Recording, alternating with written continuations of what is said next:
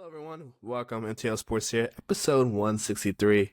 We're here this week with some more NBA season reviews. Four of the play-in teams that lost. We're going to go over today. That includes the Mavs, aka the winners of the Cooper Flagg, Capture the Flag sweepstakes. We got the Hawks, we got the Kings, and we got the Bulls. And then we might sprinkle in some other news, NFL, NBA, stuff like that. So, all that being said, guys, stay tuned.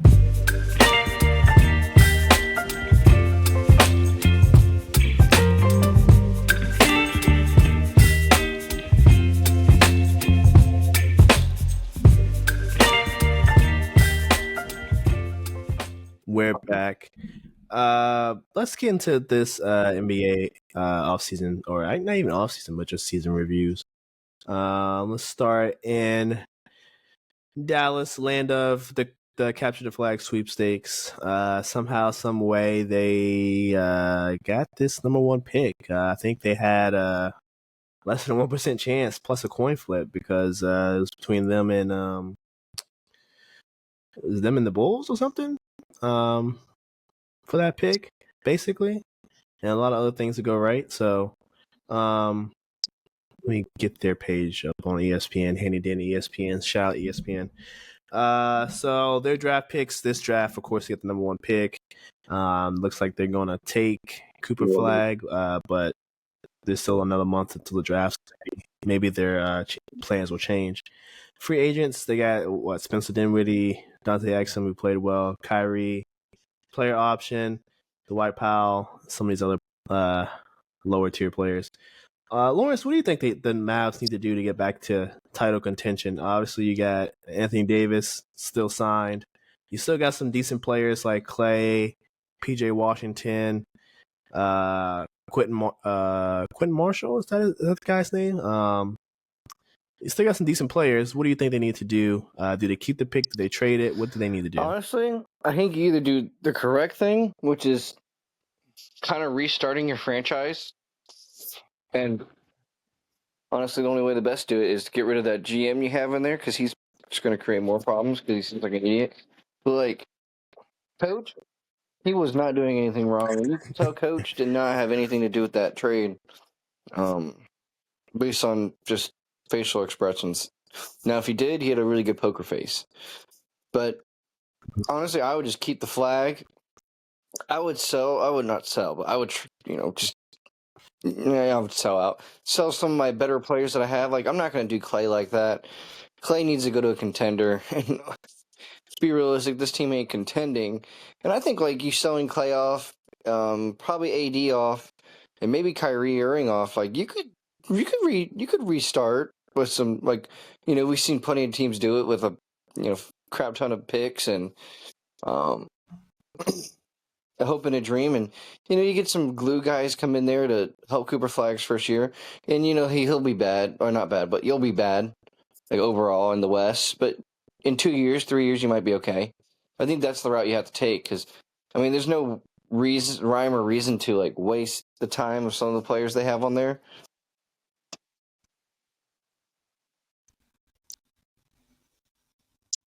Okay. I'm gonna go the complete opposite direction. Seems like you want them to kind of reset. I'm thinking they go all in. I think you trade Luka for AD. I don't think Nico has a chance to reset. He kind of has to go all in. So it makes sense to keep Cooper Flagg. Don't trade him. Why trade him for Giannis or KD? And you put this team further into the luxury tax and.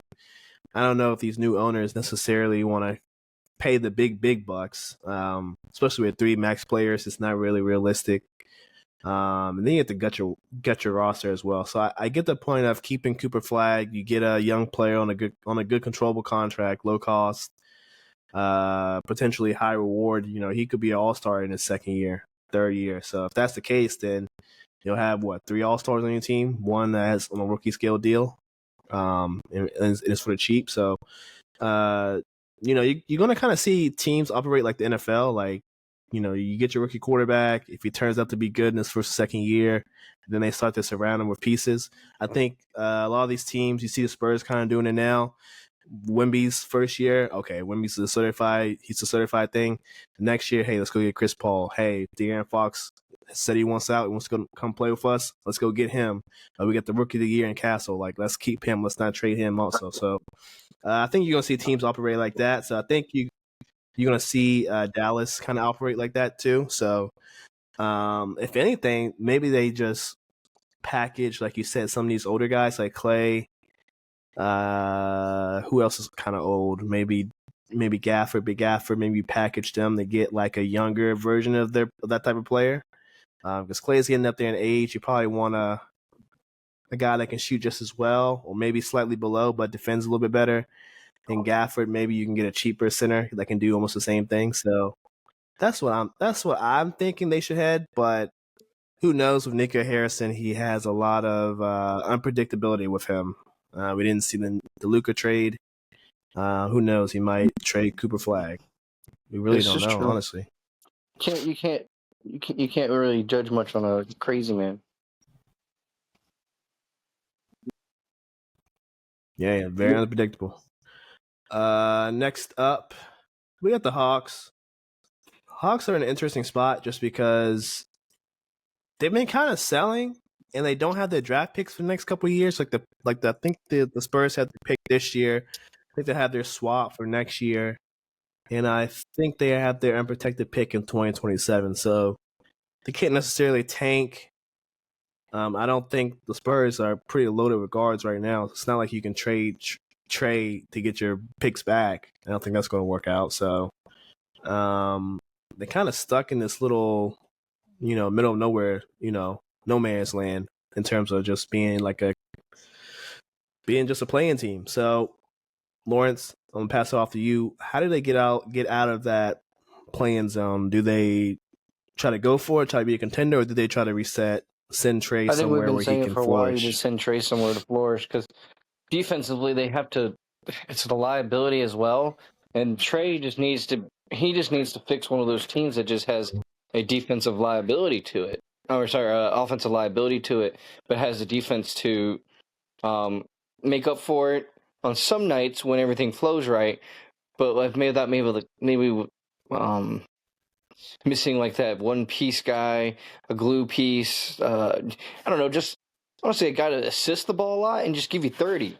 There's a team out there that's missing that, and honestly, what the Hawks need is that team to be desperate enough to give them a whole lot to improve what they do have now. I think they do have talent built out through where but you're not going to be bad in the East. Like, I think you just got to take it off one summer, or just take it off one off season, get a great pick, and kind of, like you said before, re-improvise and move the needle a little bit more. But I think Trey can really push you to getting that done.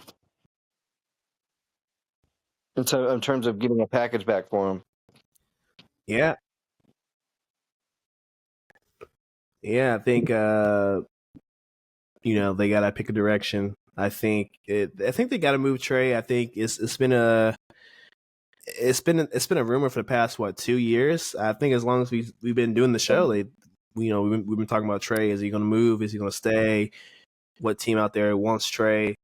I think this is the summer that it's going to happen. You already heard. If you haven't heard, Shams, all these Wendy, all these NBA reporters and analysts saying that this summer is going to be a lot of movement around the league. I think Trey is going to be a part of it. The best fit for Trey, I think it's one of the Florida teams. Honestly, I think either Orlando or Miami could use Trey's services. And I don't see Trey being that big of a like ask. Like, what do you think Trey goes for? I think at most a first round pick and a good piece. I don't think a team that knows you want to get rid of Trey is going to give up a whole lot. Whatever team you're trading him to, you're giving up your second or third offensive weapon that probably plays a good role, I would say. I think at worst, you get a third offensive weapon from another team. But in reality, that third offensive weapon from another team is probably better than the third offensive weapon for the Hawks. Let's just be real.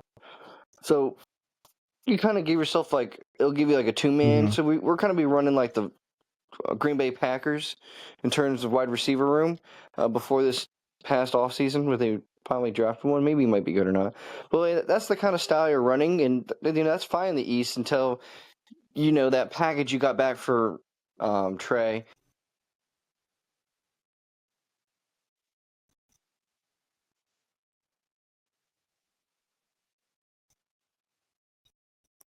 Yeah, I mean, like you said, I don't think you're getting too much. You might get another team's second or third best player at best, but I mean, if you're the Hawks, you'd probably take anything. Maybe you would take just expiring contracts so that next summer you would just have a bunch of cap space, and then you can help facilitate trades and just get some extra draft picks that way because you don't have your own picks for the next couple of years. So maybe if you're just a team that facilitates trades, teams will just give you first round picks just for helping out. Hey, take this player. We don't want him. We'll throw in a late first or, whatever. So I think that's the direction they need to head.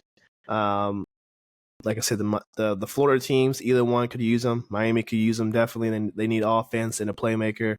Orlando desperately needs someone other than Paulo and Franz to create some offense. So, and both teams are top 10 in defense. So I think it fits your criteria, Lawrence, that, teams with a top 10 defense who can kind of mask some of the defensive deficiencies of Trey.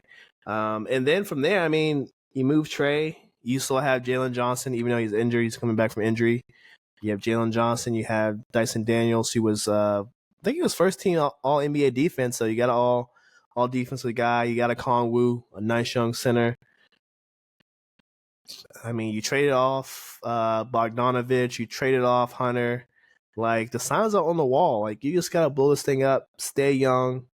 No need to pay Trey a supermax a year from now, or even this 4-year, $229 million extension. No need to pay him that either, because this team isn't going anywhere anytime soon.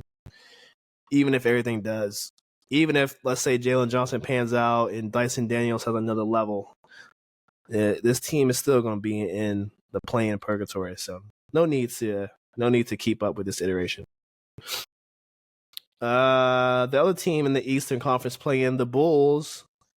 Honestly, their season, I mean, they were going all in one more year with DeMar and Zach LaVine. Then they kind of sign and trade, or no, DeMar went to the Kings, and then they want to go all in with Zach LaVine, and then the deadline they trade LaVine to the Kings, and so the DeMar and LaVine show went to the Kings, and now they're kind of in this little, I don't even know what you call it. They're kind of playing purgatory as well, being in the playing the past 2 or 3 seasons. So, which directions do the Bulls go, Lawrence? Do they tank as well? Do they try to blow this thing up, or do you kind of build around a Josh Giddey, Lonzo Ball squad? I think you start building. I think we saw towards the end of the season there was hope and there was possibilities with the team, especially that one. What was his name? Max. Was it? Sort of the last name started with B, like Brucey's, Balesis, whatever something. Oh, the rookie, the Mattis Bazulis or something like that. Yeah, Baluis. Yeah. See, like he was popping off. There's talent on the team. Let's not be like hasty to say. There's talent on the team. They have the ability to win games. They just need an it factor, which I feel like a lot of times is a problem for teams. Like, unfortunately, you don't have that it factor. You got to find someone who's willing to give you that it factor, or maybe you're just a team of, I don't want to say, well, not scrubs, but like the middle of the pack team. But what was it? The Hawks back in like what 2012 when they had that generational season, but they weren't really all that good. They were just a bunch of mid guys just playing out of their minds for a season and just great chemistry. Like, it's kind of what you need to pop off until you find an it guy for the Bulls. There's just really not a whole lot you can do the way you're sitting and the way seasons are moving for you, and the way that it seems like you keep getting treated every offseason in terms of your talent development. And I don't want to say stagnation of Zach LaVine, but we saw what happened when Zach LaVine went to the Sacramento Kings. Like, he didn't push their needle, so at least you're off that. Yeah, I agree. I think the Zach LaVine experiment didn't work out. Neither did pairing him with DeMar. And then you got Big Vucevic, who's still on the team. I mean, at its peak, it was promising. At one point, I think the Bulls were the number 1 or number 2 seed a couple of years ago when all three guys were playing well. DeMar LaVine, Vucevic, with Lonzo coming onto the scene, playing well. But those 3-4 guys could never stay healthy, and the writing was on the wall. They blew it up. Good for them. Now you got control of your future. You got all your picks going forward. You got some picks coming in from other teams. I think there's a lot of directions you can go. I think you just got to keep getting talent. Unfortunately, in the East, you're probably still not bad enough to be at the very bottom. I mean, you're not worse than the Spurs. I mean, you're not worse than the Wiz. You're not worse than the Hornets. You're not worse than the Nets. I mean, maybe you're on par with the Raptors, but even then, you still might be better than the Raptors, just basing on how you played out the end of last season. So, they just might be stuck in playing purgatory, and you got some good young pieces you want to re-sign. I don't think you necessarily just blow it up just to blow it up. You just probably play them, see how they kind of develop the next year, and then make your move from there. So they're in an interesting spot. I think at the very least, you probably find a new home for Big Vu. Maybe trade him to Golden State. He's been linked to Golden State for a while. Maybe you can get a first-round pick out of Golden State, add that to your stockpile. But other than that, I mean, it's not much they can do. Honestly, they just gotta keep on rolling. They can't really move from the spot because I don't see anyone wanting to go to Chicago anytime soon. To be honest with y'all, It wouldn't be me. and last up, the Kings. The Kings are some. They are some. Fox was kind of in and out. There was inklings he wanted to be traded. Didn't directly say it.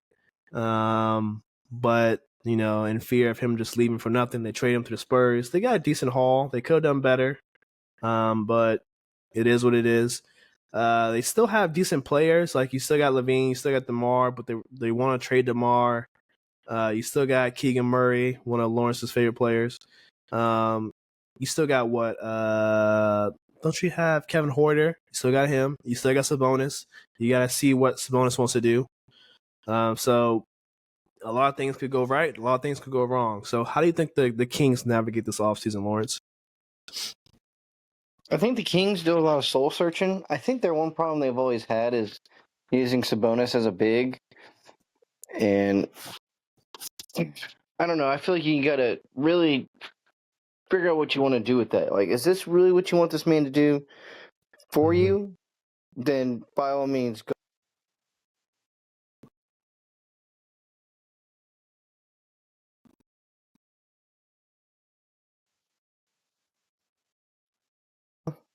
I think it's recording. Yeah, we got you. Yeah, I got a phone call. I don't know why, but I had to delete it. Anywho, I just feel like they're going to do a lot of searching. I feel like they're going to try to be looking for what they can and can't do. I still think they really need to press the issue about the Sabonis part of their team. I feel like he really needs, I don't know, an outlet, I want to say, because I feel like what you're building around him is not working. Like Sabonis doesn't shoot a whole lot of threes, does a really good job in the paint.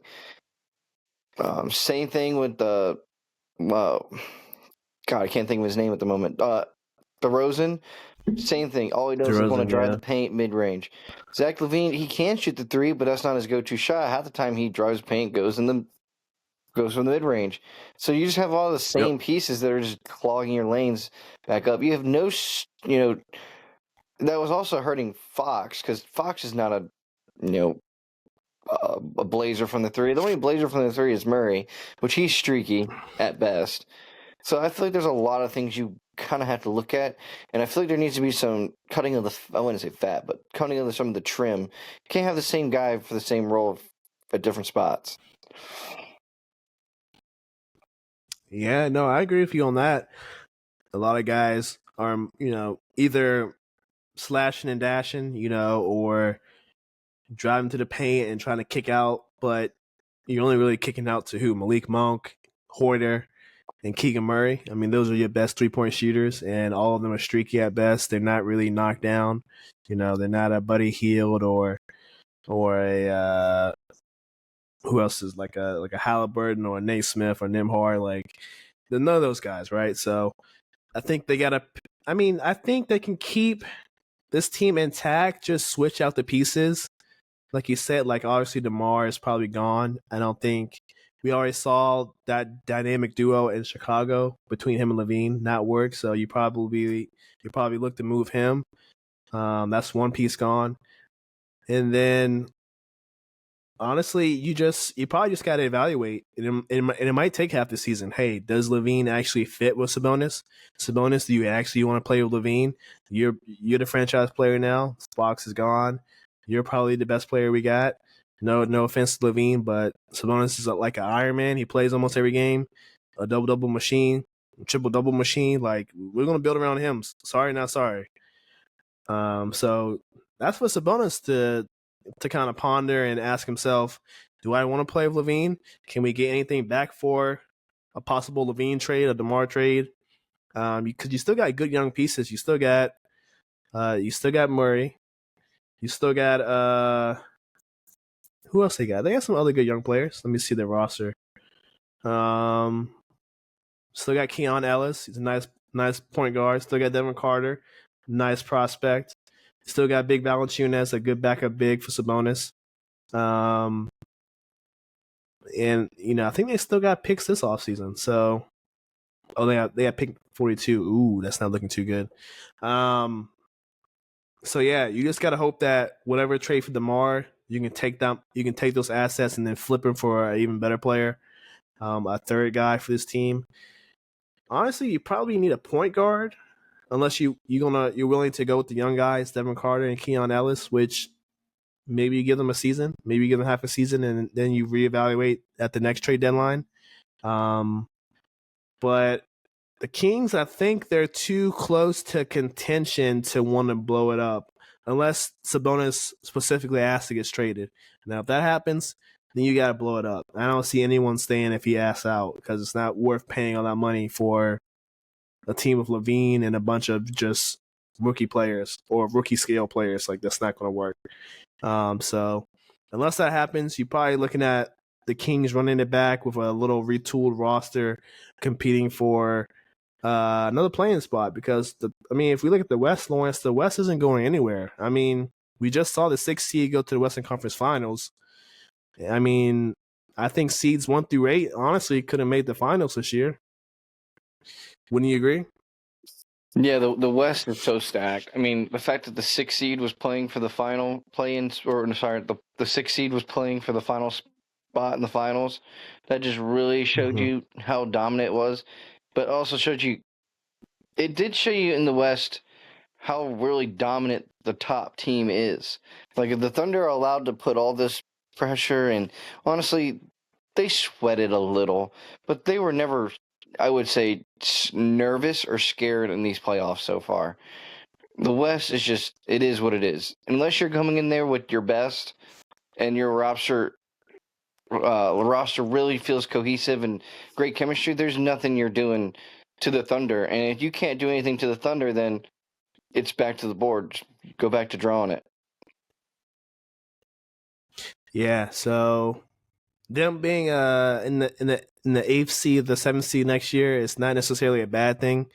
If anything, that just means their team has improved instead of being in the 9th, 10th spot the previous year. So we'll just have to see what they do. Other than that, we'll cover next week. We'll cover, I guess, the Thunder and whoever loses in the East. It's looking like the Knicks will lose in 6 or 7 games, maybe 5. But they're looking pretty good tonight. We're recording on Thursday. So we'll go over that next week. Plus, we'll give our finals predictions. Other than that, we really don't have too much to go over. The award stuff we can go over next week as well.